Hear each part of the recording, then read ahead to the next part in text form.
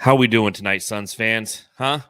25-point victory over the Memphis Grizzlies on the road. The first game of a 3-game road trip for your Phoenix Suns. And, they come out and they dominate. And I thought this was going to be a really interesting game to see how they stacked up against the Memphis Grizzlies, to see kind of, our first look at the Memphis Grizzlies. And Matthew, as I bring you onto the Suns Jam Session podcast, where you clearly have better Wi-Fi than I do. I can do this. Yeah, you can do that. I lag when I do shake that. my head.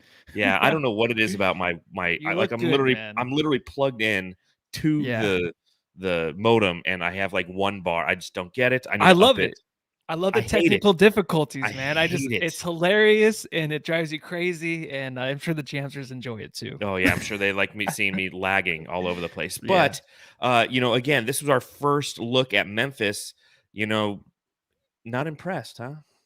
No, I knew you'd do that. And when I was writing the recap, and I was like, this is the worst loss of the season, I was going to mention that. But actually, I went through, and the way they lose games is basically blowouts. So they'll have the blowouts, and they'll come back, cut it close, and beat some good teams. But yeah, it was an off night. And, Dillon Brooks is out, so maybe that's a factor. Who knows? There's not really a whole lot of names on that team. But no, my MVP, Ja Morant, did his best, but the Suns are too good. They're a great team. So what are you going to do? 7 in a row for the Phoenix Suns. 7 in a row. So without further ado, there's still plenty to talk about. The Phoenix Suns might have dominated by winning 25 points over the Memphis Grizzlies, but we still got stuff to talk about. There's still little things. Nader came out of the doldrums. They let him out of the dungeon underneath the arena, and he came out and he actually had a good game. He's trying to have me eat crow, and I'm not going to, but I'll respect that what he did tonight. So we'll talk about that. We'll talk about Ja Morant, and you know what? I want to talk about the Charlotte Hornets City Edition jerseys. Let's do it. So without further ado, a reminder to everybody who is listening, please subscribe, rate, and review. If you're watching on YouTube, smash that thumbs up button. Make sure you hit the little bell notification as well, which allows you to know when we go live, which is after every Phoenix Suns game. You can follow the show on Twitter at Suns Jam. That's also where you can submit artwork like Matthew has up behind him on his screen. That's also where you can, just get all that fun Suns Jam Session content that we put out on Twitter all the time. You can follow me at Darth Voida. You can follow Matthew at Matthew Lissy. And without further ado, Matthew, what are you drinking tonight? Oh, last one in the fridge. So tomorrow on my shopping list, I got to put in another order of Coors Light. So this is the last one. What do you got, John? Well, I think I'm going to get a little fancy here. Got a nice 93-point Malbec I'm going to pull out. A little wine ski, a little red wine and Suns. So I'm gonna pour this into the glass. I'm gonna pop this open. Chug a lug a lug. Oh yeah, look at that! A nice glass of red to celebrate the Suns winning by 25. Cheers, Jamsters! Let's talk about this win.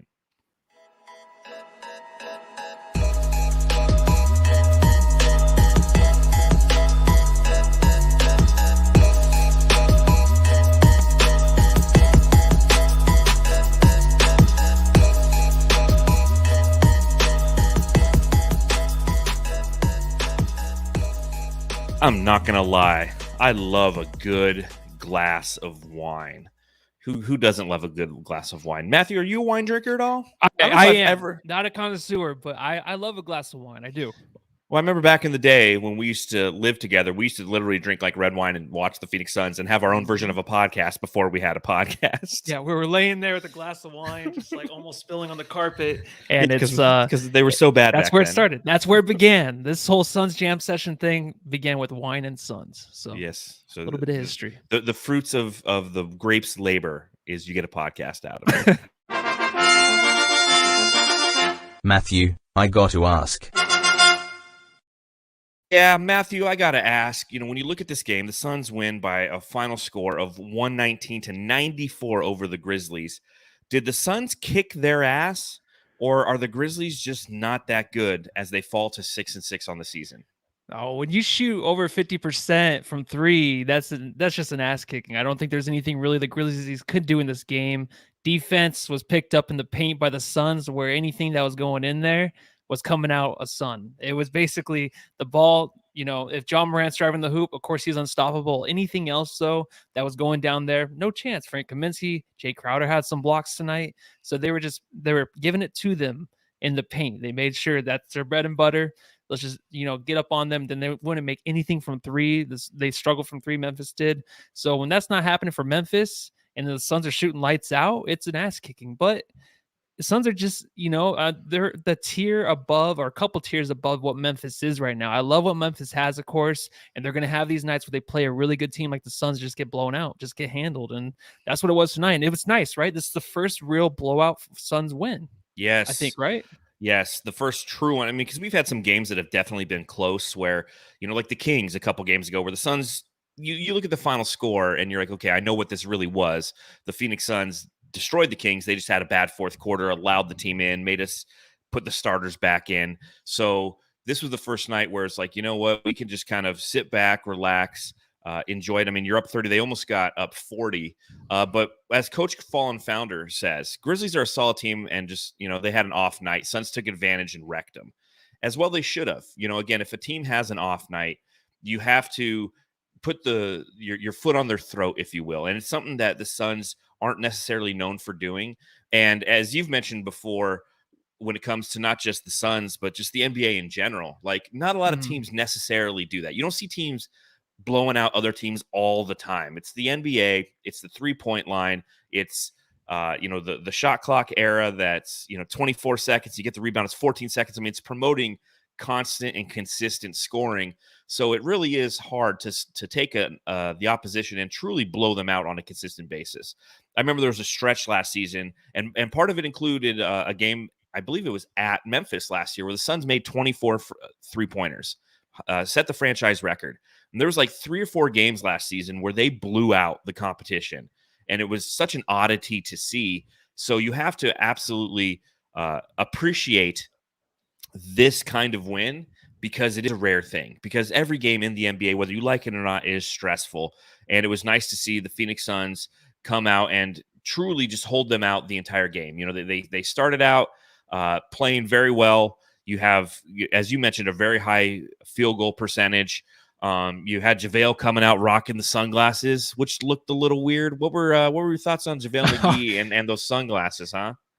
I mean, a few things. First off, I thought about migraine headaches. So I get migraines, so I'm like, maybe he had a migraine. He wanted the sunglasses, wasn't feeling great, and that would help because the lights, it would affect your mood, the sensitivity of your eyes. So I don't know what happened. Did he have a doctor's note? He came in and had to wear those because that was probably the most badass thing I've seen in a while a player do is just wear sunglasses on the court. I remember Dwayne Wade used to have to do it when he had migraines, but they were kind of, they were more see-through. You can see his eyes. They were just kind of like tinted over. These were just straight sunglasses. And then he went back to the goggles and then no goggles. So whatever he was doing tonight was fun.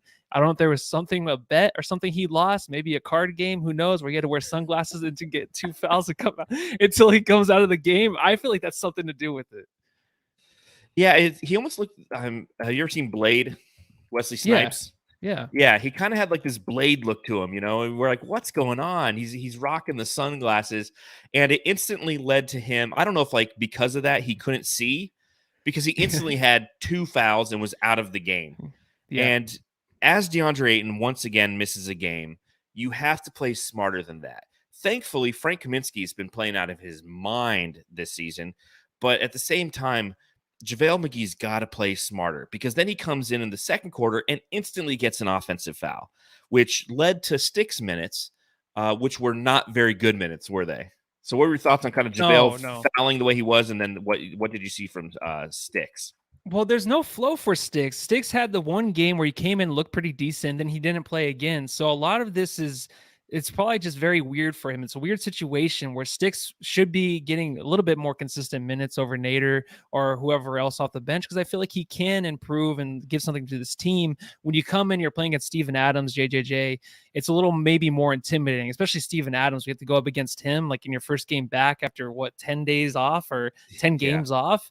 It's a lot to ask for him to do anything. I was excited to see him because Nader in the beginning, of course, Nader, I was just like, okay, maybe this guy should just sit out the rest of the game because he was committing some stupid fouls in the paint and giving up and ones. So I was like, just put in someone else, and Sticks came in. I was like, oh, this is it. And then it just was a failure after failure. The rush shot where he clinked it off the backboard. And, those kind of shots, the way he shot it, EJ said it's just nerves. And it's totally true. It is nerves because you're just not used to this on a consistent basis. So I don't expect anything from him, really. I mean, now it's just like, are you going to play him? Are you not going to play him? And then with Frank playing the way he's playing and McGee playing the way he's playing, even though he's in foul trouble most of the time, it's kind of hard for him to get minutes now. And when Ayton comes back, he probably will never get minutes. But it could be nice, though, if McGee is fouling. This might help Monty in the long run when Ayton comes back, help with the minutes between him and Frank. Because we know they're not going to get 20-plus minutes per game when Ayton comes back. It's going to be maybe 9 or 10. So that might help. If he's going to foul, then it helps Monty, I think. Yeah, a lot to unpack there. Blaze Megatron. JaVale just needed the black trench coat, and he'd be right out of the Matrix. Totally. I mean, he just had that look on him tonight. With Sticks, he's more. He'd be more successful if he plays in a backup 4 position. That's why when I've talked about Nader losing his minutes and allowing Jalen Smith to absorb those minutes, it would be at the 4. And you would move Cam Johnson to the 3. And I think that that's an opportunity for the Suns to display Jalen Smith to, 1, give him an opportunity for growth, or 2, put him, give him minutes where he can succeed and potentially become a trade asset. When you put him in there at the 5 against Steven Adams, who, although not the most fleet of foot, he is definitely a physical force that is something that Jalen Smith is not going to have success against.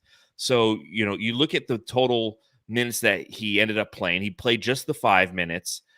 He was only a -2 while he was out there, had 1 rebound, was 0 for 1, but he definitely looked outmatched out there.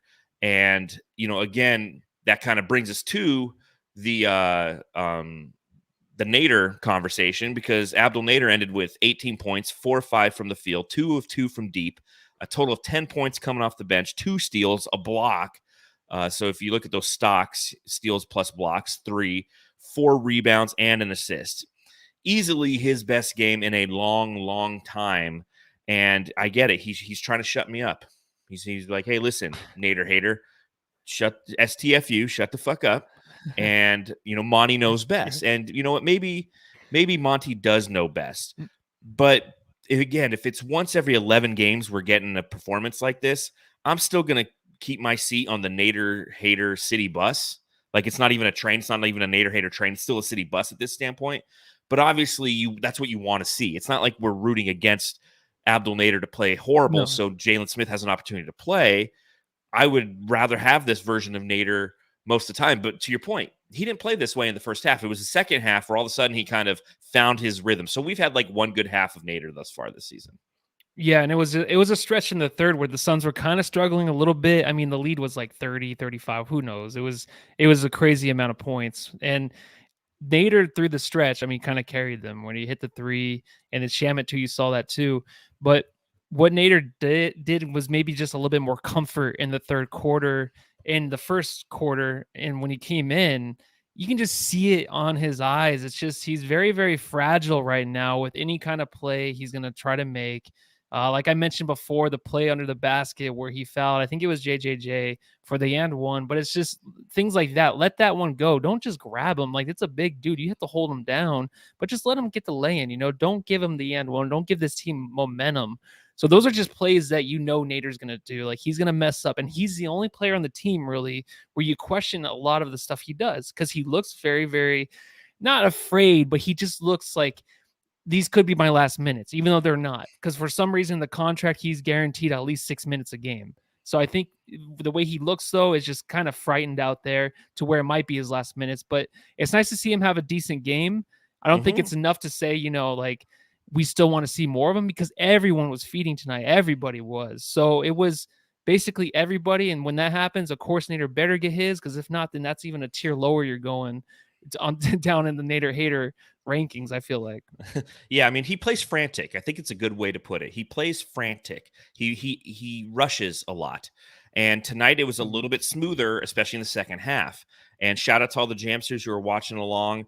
They're coming up with great things, talking about how it's the Nader light rail instead of the city bus. Sonia, you got Blaze Megatron, the monorail, the monorail.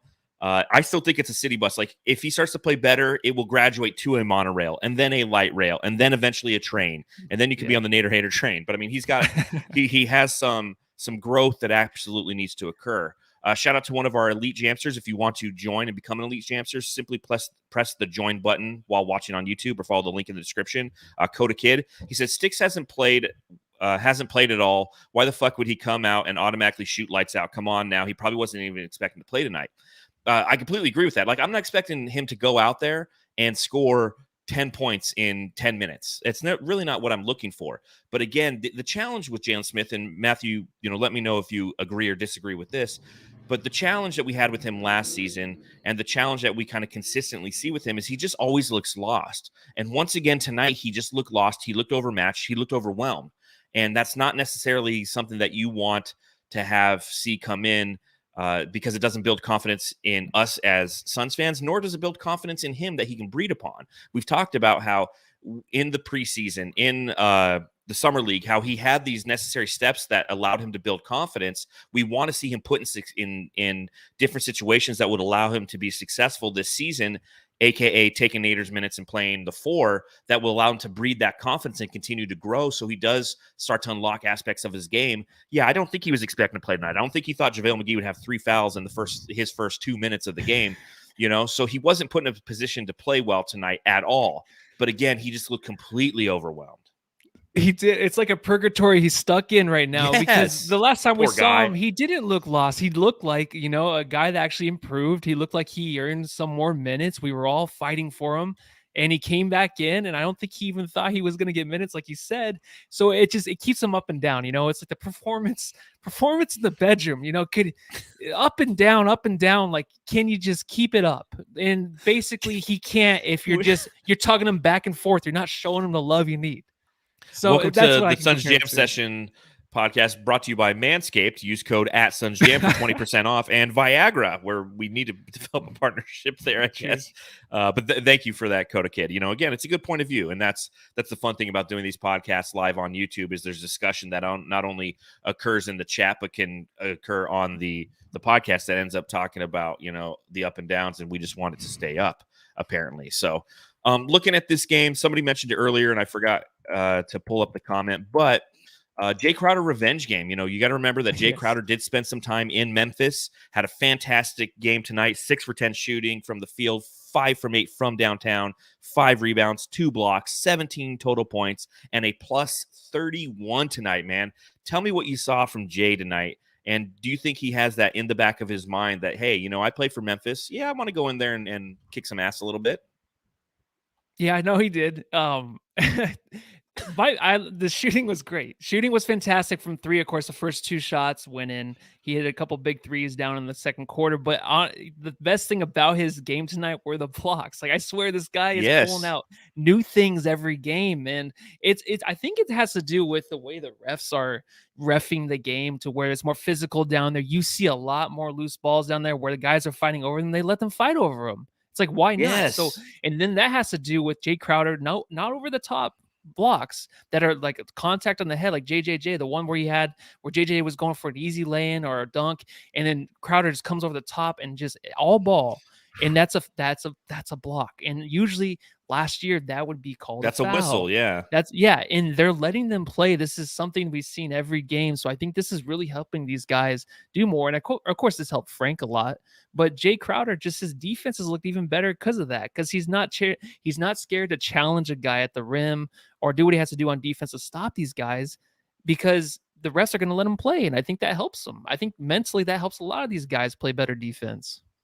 Yeah, I think that's a valid point that, with this new physical NBA, players like Jae Crowder have an opportunity to excel because he's allowed to play a little bit more physical. I mean, I really think that this benefits, him, JaVale McGee, although JaVale McGee got called for 3 quick fouls and, they weren't necessary. The refs weren't in the flow of the game, but it is something to keep an eye on. He's had a rough season to start, has Jae. Entering this game, if you look at kind of his overall statistics, 10 points a game, 40% shooting. He is shooting up to 38% from the field. But The first, I'm sorry, I'm looking at the wrong damn season. I'm like, hold on. I'm like, those numbers can't be right. I'm like, he's shooting 40% from the field. My bad, Jamsters. 8.6 points per game, 30% from deep, and 38% from the field. So he's really had a hard time just knocking down the three ball. And tonight was a nice get right game for him. It's nice to see that on the first game of a 3-game road trip, because typically, as we know from the history with Jae Crowder, he goes on these stretches where he'll have 4 or 5 games in a row where he just is knocking it down. Mm-hmm. And we don't count on him to do it every night, right? A lot of these guys you don't, but everyone's going to step up. I mean, even you look at Nader tonight, stepped up in at a big time for the Suns. So that's why you don't have to count on it every night. Well, maybe Coda Kid's onto something here. He dropped $5 in the super chat. We appreciate that. Thank you. We're going to get Matthew that Cam Johnson jersey, or maybe me some upgraded Wi-Fi eventually. But he says we need to start the game at 6 if we're going to get this kind of performance. This game was played in Central Time, so it was an hour early. I love the 6 o'clock games. It's when because of everything that's kind of going on, it's those 8 o'clock games that are going to suck. I think we have 2 against Dallas coming up soon that are both like 8 o'clock starts. But yeah, they play better when it's a little bit earlier. It was really fun to see how the team overall, and switching gears here a little bit, it's great to see how they truly have that ability to consistently win in Memphis and playing in the Central Time Zone, just kick some ass. Yeah, it doesn't affect them. I think they kind of learned their lesson early in the year. I mean, I don't think we're ever a team to complain about back-to-backs or anything like that, because this is going to be 3 games in 4 nights for the Suns coming up, starting tonight. So I don't think they complain about it. And what helps is blowing a team like this out right away. That way you don't have to mentally kill yourself over, are we going to play too many minutes? Am I going to be tired? So this helps game 1 of the 3 out of 4. Yeah, big time. You have CP3, another fantastic game from the point guard. 15 points, 12 assists, 6 for 12 shooting, had 5 steals as well. 5 steals from Chris Paul. I mean, unbelievably active hands early in the game. He was the tone setter in this game. You look at the final score, and the team wins by 25 points. The second half, they played a lot more sloppy, if you will. But in order to get out to that big lead, to go up 36-23 in the first quarter, it was CP3 who was really kind of setting the pace with his activity on both offense and defense, with scoring. I mean, he had one point, like I said, he ended with 15 points. I think 12 of those came in the first half. Like, he was setting the tone early, really getting his team out in front. And then as the game progressed, he starts setting them up, and they're knocking them down for him. So he ends with those 12 assists and remains the leader in the NBA in assists. I love it. Those steals too, number 3 and 4, were in the fourth quarter when they're still up by so much, but he still wants to bring the energy, make sure that you can just shut them out, because last 5 minutes, this is a different kind of game. The last 5 minutes, he just knew it was over. But because of the effort he kept putting out there, to where he's like, let me get these steals. Let me make sure our defense is still up to par, and then I can go rest after I foul this guy and get out of the game with 5 minutes left in the game. Yeah, and I know it's way too early in the season. Obviously, the Suns are now 8-3, so 11 games into the season, second team in the Western Conference. I mean, he's once again making a case like he will be an all-star. Right? Yes, yeah, he will. I was thinking I'm gonna write a little. Is it too early for Booker talk for All Star? Because we have to start talking about it a little bit, even though it's kind of far off. But we're 11 games into the season. We talked about it pretty extensively on the last podcast. How Devin Booker might not put up the numbers to be worthy of an All Star selection, but Chris Paul, he is. No, he is, and it's fixed and it's rigged, so he's going to. I mean, he's gonna have the same stats, leading the league in assists. The Suns are going to be a top 3 team. We're going to get him and maybe Booker in. So I think both of them are going to be automatic lock-ins, but who knows? I think Chris Paul for sure is, though. And Jay Schneck says in the chat, he says he was the player of the game. It's the wine. Memphis cut the lead to 8 in the second quarter, and then he scored 8 straight. Yeah, I mean, that's the stretch I'm talking about right there. It's just when you need that veteran leadership to just come in and shut them down, that's exactly what he did again tonight. And kudos to Devin Booker, too. Not a crazy game for him. 17 points on 17 shots, 7 of 17 from the field, 1 for 5 from deep. 7 assists, though, 5 rebounds. He was much more of a playmaker tonight. He was testing Ja kind of early, seeing if he could back him down. He could, but Ja was definitely very active on defense. So he relied on the guys around him. And when the Memphis Grizzlies brought those double teams and tried to front him, he was finding the right guys and getting those assists. There was a play where Frank Kaminsky was open under the basket, and he couldn't get it to him right away. So he waited, he let the defense kind of come to him, and then he took advantage of it. So, again, as we talk about the All-Star game way too early, and we talked about it in the last podcast, you're going to have games like tonight, 17-7. But you know what? The team wins by 25, and I think that's what's the most important thing. Devin Booker knows that that's the most important thing. So he's not out there trying to drop 32 every night. He's out there trying to get W's, man. Yeah, and the more he tries, I was thinking early where he was trying maybe to put up the points, the assists, the stats, all of that to kind of already give him the nod for the All-Star game. I know it's super early, but if he's not trying so hard, it'll come to him, because that's the way a superstar is, right? A superstar will just go out there and play their game. The stats will be there, and then just get your team the wins, and then that will clinch it for you. Yeah, big time. And that's what happens. With success comes the hardware, if you will. There's an interesting statistic that they had on the feed tonight where it said that Chris Paul is the first player since Magic Johnson in 1989/90 to post at least 140 points, 100 assists, 20 steals, and 5 block shots in the first 10 games of an NBA season. Yeah, I saw that. Jesus, man. I mean, this guy is just, he's entering his 17th season in the league, 17th season. And, I was thinking about this tonight. So you look at like LeBron James, right? And he's in his 18th year, I believe, 18th or 19th. I mean, which is just ridiculous. And you look at how Chris Paul plays the game of basketball and how this team is set up to allow him to be successful in this 17th year of his career. How they're not an overly fast-paced team, how they're a defensive-minded team that just early on wasn't playing really good defense in the first 4 out of 5 games. They've kind of locked in since then, and how he can continue to play at this high level because of the assets that are put around him. And then you kind of look at LeBron, and it's not really working out. Now, obviously, LeBron James is hurt, but the way that LeBron plays, because he's not as small as Chris Paul, he's a much more physical, much more explosive player. He's somebody who has to pick and choose when he can be explosive, obviously now due to his advanced age. But I don't know if he's going to necessarily continue to be as successful relative to his previous success, because he's not in a situation that allows him to be successful, right?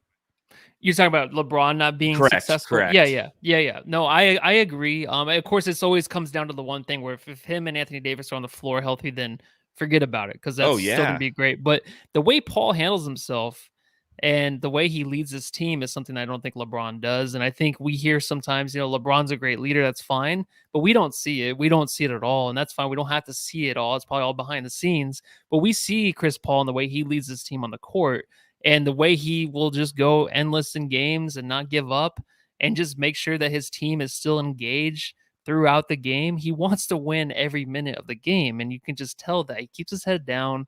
He just makes sure that he shows up every night. He's not going to take a night off because he hates it. He hates the back-to-back nights off. So that's a leader the Suns have. And what LeBron brings to the Lakers, that's fine. He can do what he wants. But it's just so confusing with him, what you're going to get from him and the rest of the Lakers team. So the Suns keep it consistent, and that's something that Paul brings. It's just a consistency, and hopefully it ends with a championship, for goddamn, damn time. Just give this guy a championship because he's earned it.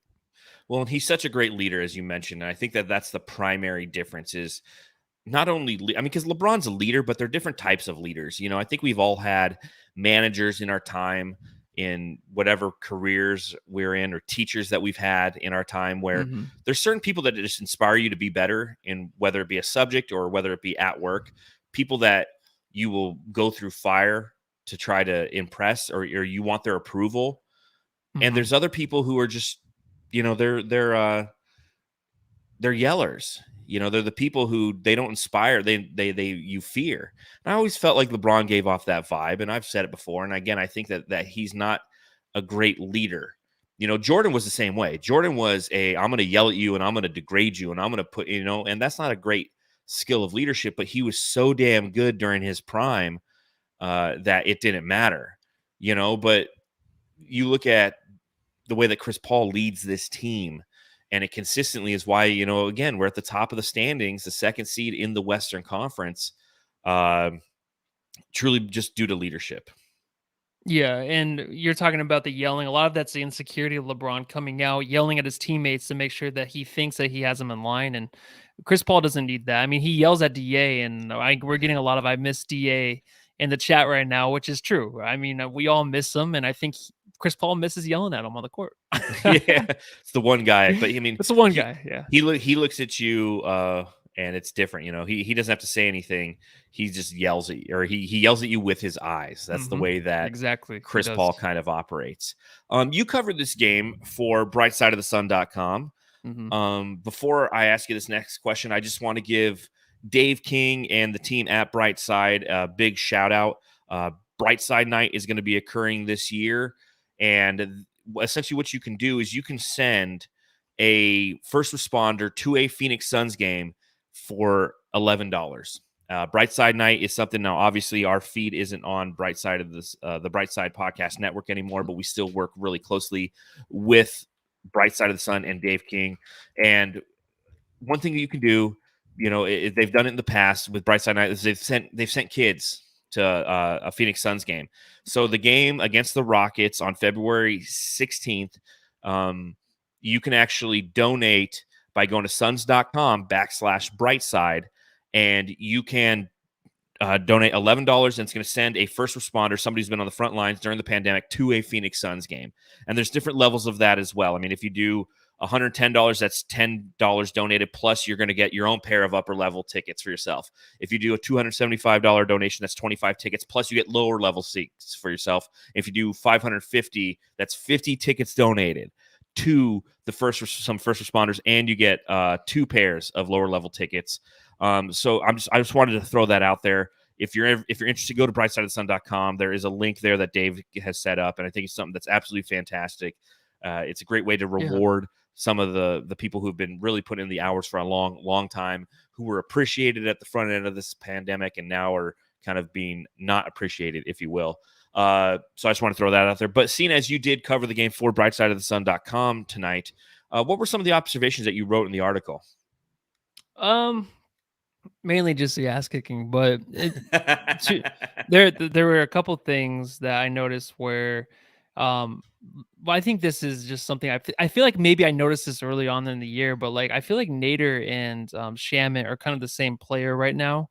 Okay. And they're making different money, of course. One's making more than the other. One just got a contract, but I feel like when one goes, the other one kind of goes, and I kind of think they feed off of each other. I think that Landry Shamet is kind of just frantic in a way too. He got a couple threes to go down to late in the game to help the Suns kind of pull away even more. But I think those two are the ones that we watch the most, and I think they can feel the eyes on them when they play, because they play like it. They play like they can't mess up, and I think Shamet's part of that for real. And the other thing was, basically, I wrote a little bit about Ja Morant, how awesome he was. But yeah, you love you some Ja. I do. I really do. And I think this guy is just, they said like there's a comparison. Was it James Jones said the comparison between him and Allen Iverson? Or was that Coach Monty Williams said that? Sorry. Oh, wow. So there's a comparison of that. And I'm just like, I don't know. This guy can just do whatever he wants. And of course, I think he needs another teammate. And the pregame chat that was leading to this game was basically like, is there going to be someone at the trade deadline? I think this Grizzlies team can maybe get someone for Ja to help them get over the hump, because they're in this stage where it's like they're maybe a 500 team, but I think they can be better to just get one more piece. So I don't know. I like to talk about Ja a lot because I love this Memphis team. We hate Dylan Brooks, but still, I think he's doing a great job with that team right now. Well, let me start with the Landry Shamet observation. I think that's a good one. You know, again, I use the word frantic for the way that you could describe how Abdel Nader plays. I think the same could be said for Landry Shamet. It's herky, it's jerky, it's frantic. It can be rushed at times. 2 for 9 from the field tonight, 8 total points. As you mentioned, a couple of those came late. And he's somebody who is just trying to feel his way into this lineup. And we're going to see those games where he pops. You know, he had 19 points a couple games ago. And then, you know, we're going to see there's just going to be inconsistency. And that's understandable because that's why he's a backup guy. If he was consistent and hitting those shots all the time, like he would be starting somewhere because he's a flamethrower of a scorer. But I do think you're right. I think that these are guys who know that their eyes are upon them. They know that they're playing for a team that is competing, and they're pieces that want to play well because you could lose your minutes on this team if you're not playing well. Now, granted, I don't know who's necessarily going to take Landry Shamet's minutes. I could say like I've done the whole Pepe Sylvia for Abdul Nader and Jalen Smith, but I don't see Elfrid Payton ever coming in and spelling Landry Shamet. But still, like it's going to take him some time to really just kind of gel with the team. But it's starting to happen. As for Ja Morant, as for the Grizzlies, I definitely want to spend a little bit of time talking about this team. WD40 says in the chat, dude ain't no AI. Come on now. Hey.0 says Ja Morant's handle is better than Iverson. Yeah. But rim finishing, it's a tie between both. I mean, that's an interesting comparison. I'm a massive Allen Iverson fan. I loved Allen Iverson. I still wear AI shoes all the time to this day. He ain't no AI. I'll tell you that. He's a different kind of player. He's more of a Russell Westbrook. He's an explosive player. He's a forceful player. I think that Allen Iverson did have better handles. I mean, he would cross people over and break their ankles on the regular. That's how Allen Iverson created space, was he just had one of the best crossovers this game has ever seen. So I don't know if that's a fair comparison, but I will say that Ja Morant is an unbelievably special player. And I definitely think he will get an all-star selection this year based on his statistics alone, based on the way that the NBA markets their players. And you want to put somebody like that in an all-star game. Because, I mean, did you see the one play where there's like a fast break foul and he just threw it up off the backboard and just threw it home tonight? Yeah. I mean, just explosive, special, amazing. They talk about the player next to him. That's supposed to be, in theory, Jaren Jackson Jr., right? Like Dylan Brooks, he's only played one game this season. He's been injured. He played his one game this last game. They know that they have a back-to-back, so they play again tomorrow, so we didn't see Dylan Brooks. Lord knows that makes me happy because he's probably top 5 players that just annoyed the shit out of me. But Jaren Jackson Jr., he's an interesting player. He is somebody who I was trying to think of who a good comp for him is when it comes to just how this player is perceived and how people want him to be great. I still don't see it with him. I look at the statistics and I see that he's averaging 14.1 points per game this season. He's shooting 36% from deep on 6.5 attempts and 38% overall from the field. So, 12 and a half field goals a game. He's hitting about 5 of them. He's going about 2.5 for 6.5 from 3. You look at his rebounding numbers, like 6 a game. So the reason that they had Valanciunas and traded for Steven Adams, which is still one of the dumbest moves. I don't understand that move.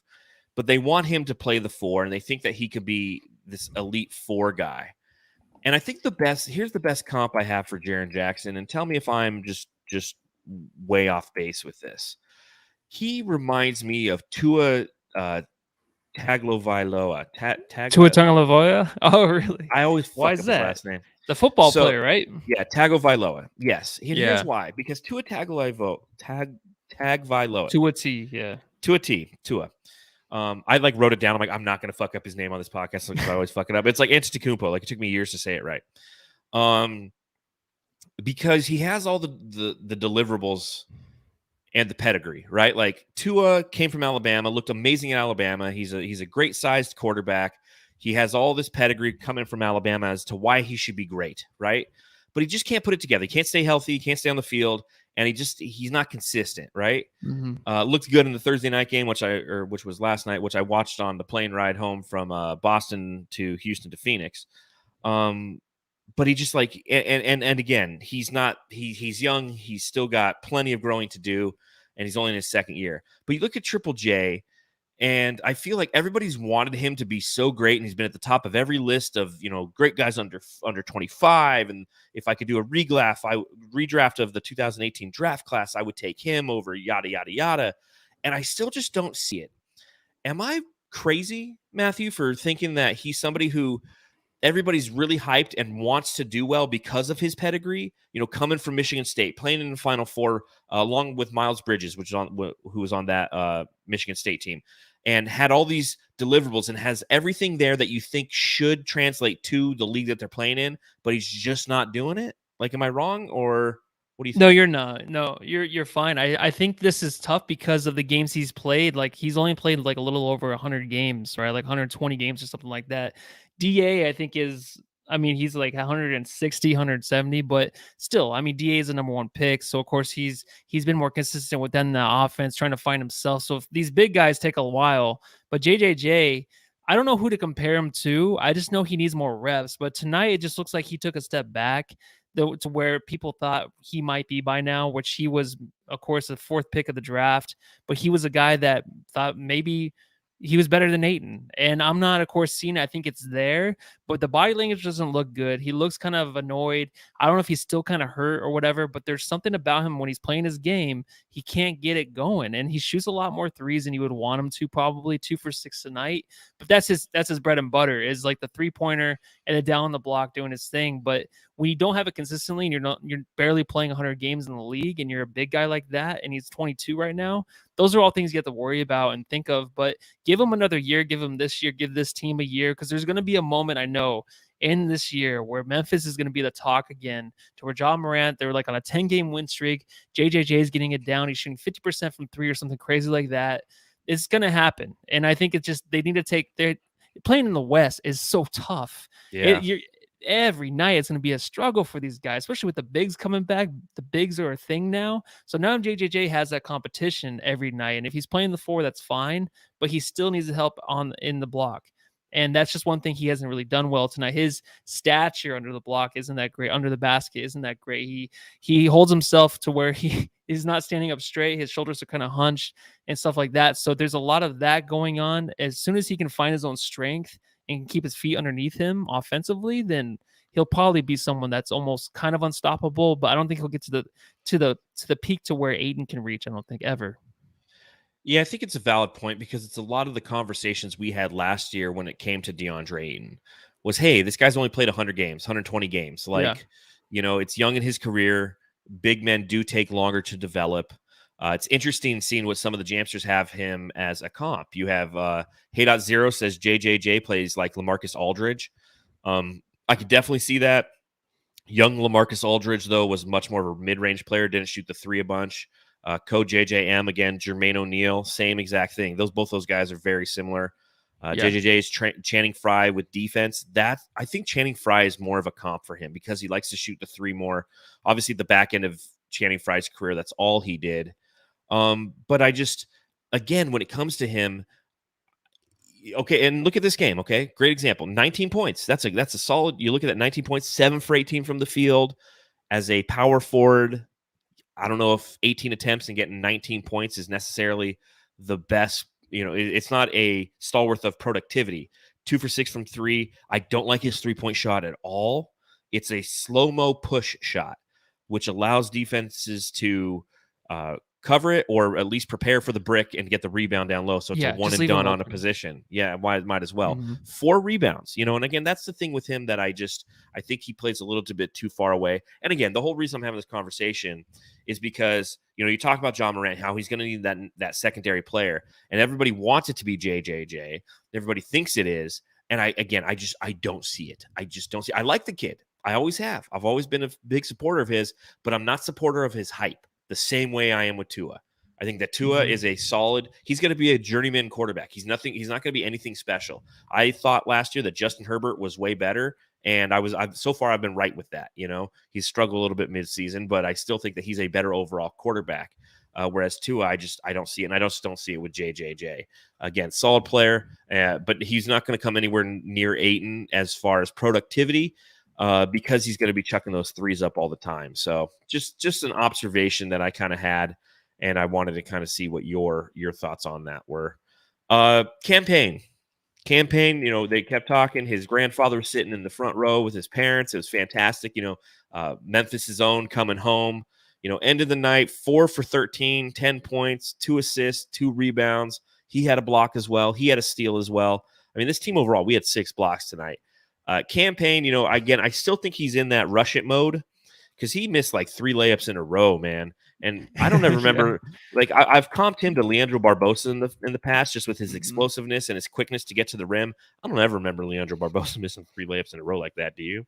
No, it was a little bit rushed. I mean, a little bit of a ball hog tonight, a little bit, but just yeah, a he's little at bit, little home. bit. I get it, but like, I know, but I think everyone was kind of getting there. So I think anybody that was kind of selfish in the game and it was okay, it was maybe Cameron Payne because of him being home, and he felt it early, right? 2 straight threes off the bench. yes, So I was like, all here we right, go. Here we go. But that other guy stepped up, so he didn't really need to. But yeah, he shot. What was he, 4 for 13? So that's kind of A something I don't lot think of you'll ever see shots. again. Yeah, I don't think you'll ever see that again. And like you said, those missed layups or something. It might be nerves. It might be a little bit Without a nerves doubt, without a when they're doubt. watching him and he has to put on a show, but then everyone else is getting theirs. So I think the amount of shots will probably never happen again like that, unless he's shooting efficiently, and he usually does. So you don't have to worry about that. But it's okay to have this kind of night, right, from him when everyone else steps up, because you're like, if Payne continues to do this, then Alfred Payton, no, that's not No, going to be stop, a thing, get out. because you don't even have to worry about that with this guy. He can have an off night, and you're not even going to worry about it. And it's not even that much of an off night, because I didn't notice the 4 for 13 as much until after you look at the box score. It wasn't as noticeable because they were missed layups, some difficult shots. So I'm not too worried about it, and no one should be, right? Well, and they were blowing them out, so it was like it wasn't like so we needed those. It wasn't close game where those possessions were overly valued. So no, I get it, but I'd be remiss if I didn't mention this guy.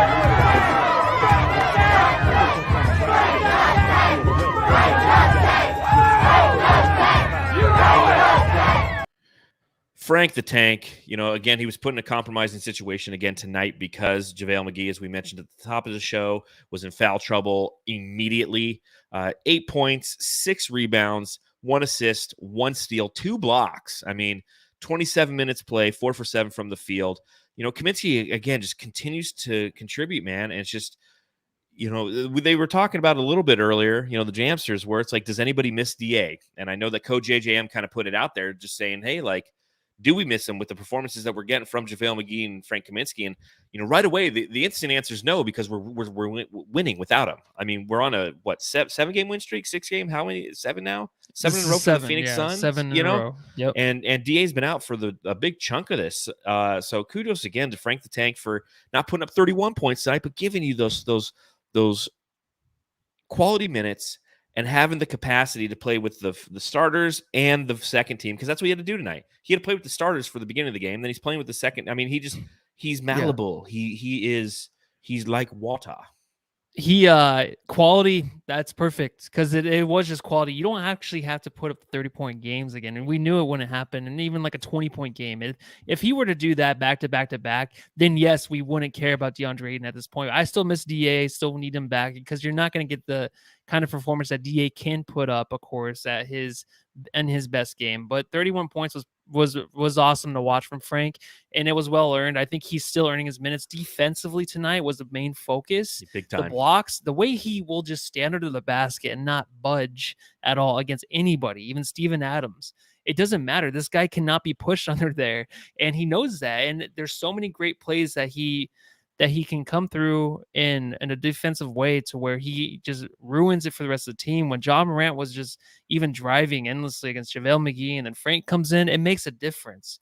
And it's even like team defense down there that helps Frank too. But him standing his ground is the best thing tonight. And it's 4 for 7, so it's still efficient shooting.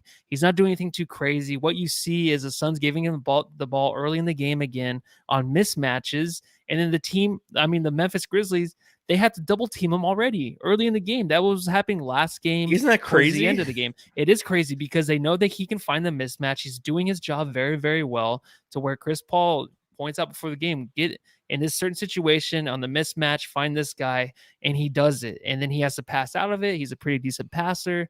That's the next thing too, is Frank just the passing. As soon as a double team comes for Frank, he has to pass out all the shark infested waters. So he's doing a great job, man. It's awesome, because I knew if it was the over under for probably 10.5 points tonight for Frank, I would have took the under, just because this is what happens when the focus is more on Frank in this game, and then the teams have to kind of prepare for him in a way. So you're not going to get the best performance stats wise, but efficiency and all that across the board, it was great again. Another solid performance. And again, when you have players like Frank scoring 8 points and getting 6 boards off the bench, combined with what the rest of the bench did tonight, you're going to get a victory. Is there anybody we've missed that you want to talk about before we go to the Jam Star, Matthew?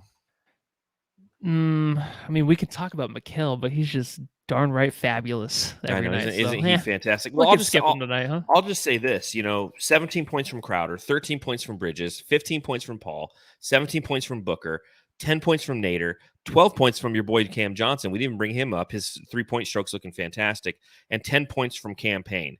And the other guys who contributed, 9 from McGee, 8 from Kaminsky, and 8 from Shamet, they're all just shy of being in double digits. I mean, it was a complete and utter, it was an ass kicking, but it was a team ass kicking. And that's the best kind there is. It wasn't one of those Devin Booker's carrying us with 45 points, which I'll take an ass kicking any way that I can relative to basketball, not in real life. Like, I'll take any fucking ass kicking. Bring it on, you sons of bitches. Like, but at the same time, this is what you want to see from your team. This is a team effort. And this is what we got used to when we watched the Phoenix Suns last season, was just team basketball. And it equates to success. 8-3, second in the Western Conference, man. Heck yeah.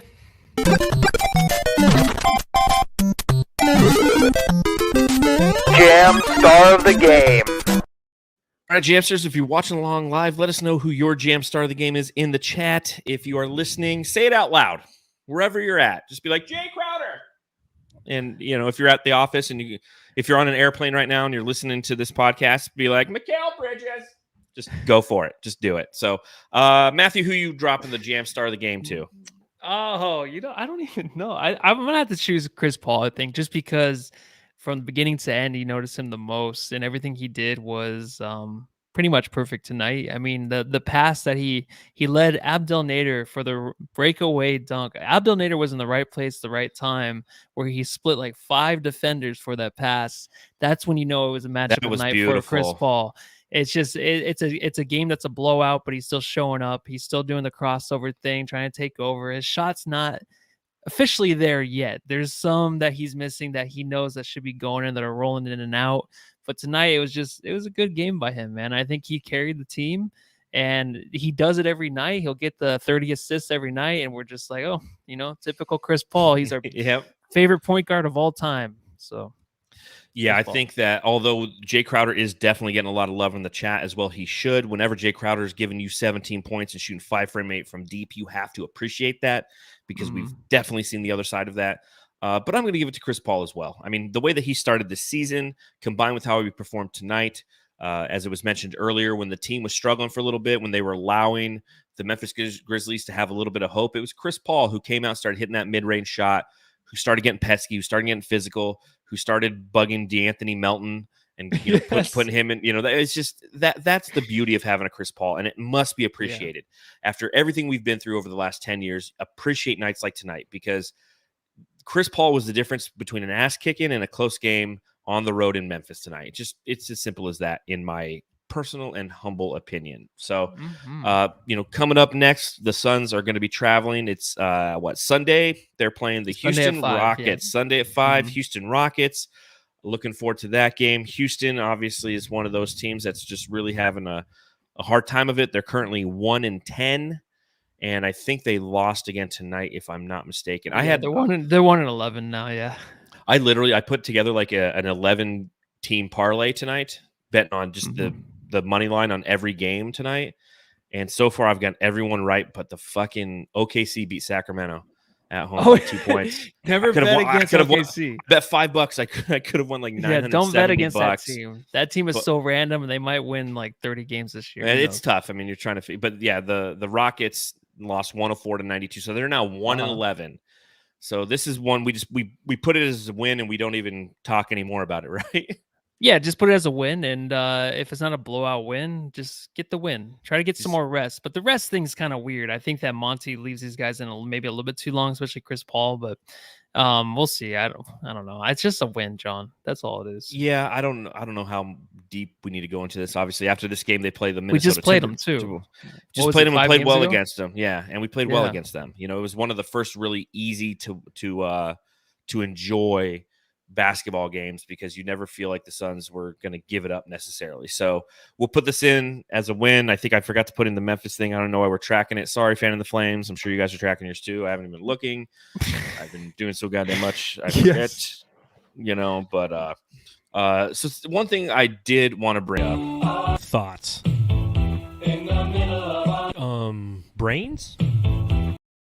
So this doesn't have to do with the Phoenix Suns, but I thought I'd bring it up anyways. I was watching a little bit.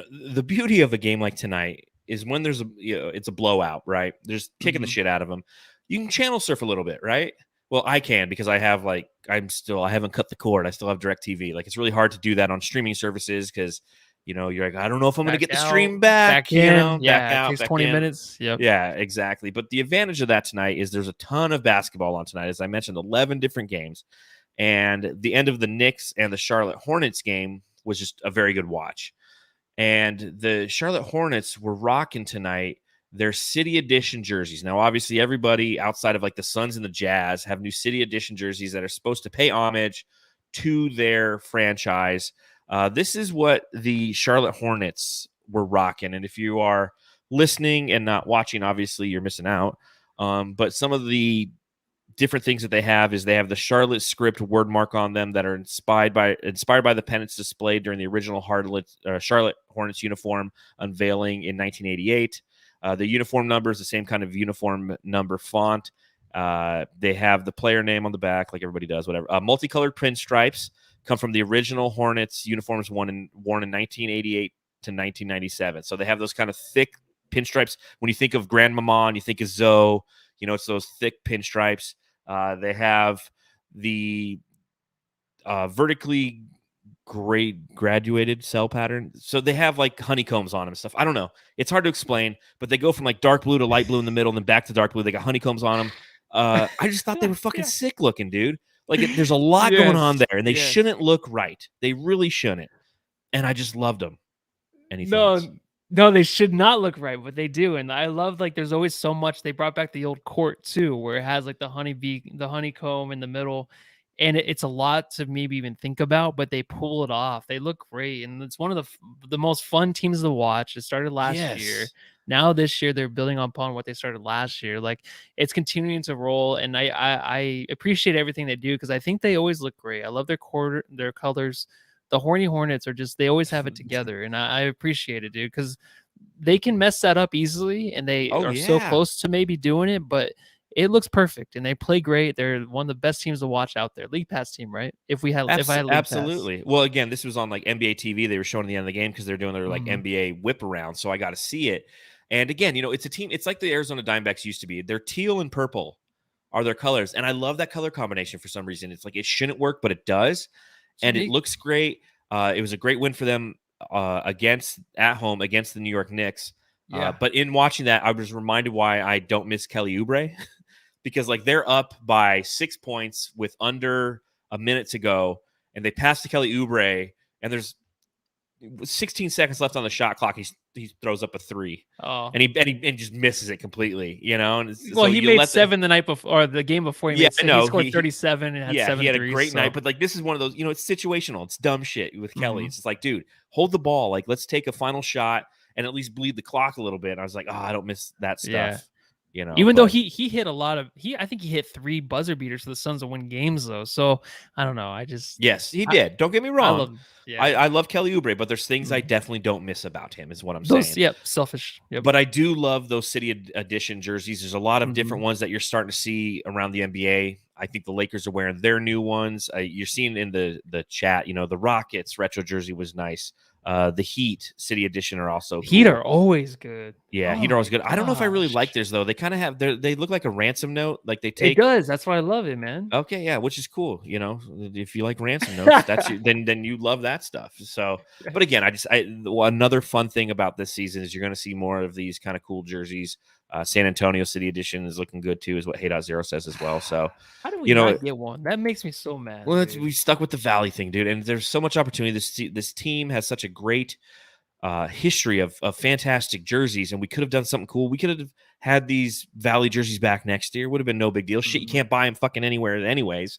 So, anyways, just my thoughts, our thoughts on the Suns Jam Session podcast. Anything else you want to talk about? Dude, an hour went by fast tonight, man. Maybe it's the wine. It always does. No, I think it's the wine. Yeah. How many glasses did you have tonight, John? Oh, just the one. I'm still working on it. Just the one? Just the one, all right. Relaxing. Well, relaxing enjoy at the home rest finally. of your night then, man. I think I will. I don't think I have too much more to go over. I mean, we went over a lot. We reached to the Hornets, to the Suns, to bedroom stuff, all that stuff. Well, yeah, we made we made all the laps. All the laps. Terrible. Take a lap. We're going to take a lap now. So this is a reminder to all the Jamsters who are watching along live. Hit that thumbs up button while you're here. Algorithms below. It helps. It lets everybody know where they need to go whenever the Phoenix Suns games end. This is where you come and join us. You hang out. You hear us talk some shit. You talk to each other. We all have a good time. This is a fun Suns community, so we appreciate that. If you're listening, please subscribe, rate, and review. Give us a 5-star review on Apple Podcasts, and we'll read it right here on the pod. We haven't had a new one in a while, so help us out. Same thing, algorithms and such. People put in Suns. We want them to see Suns Jam Session, so they come to hang out with us. Again, we'll be live after that Rockets game on Sunday. Reminder, you can follow me on Twitter at Darth Voida. You can follow Matthew on Twitter at Matthew Lissy. And you can follow the show at Suns Jam. Until Sunday, everybody have a fantastic weekend. I'm going to be hanging Christmas lights tomorrow. Yeehaw. You better be. Everyone go home, love your family. Take care, everybody.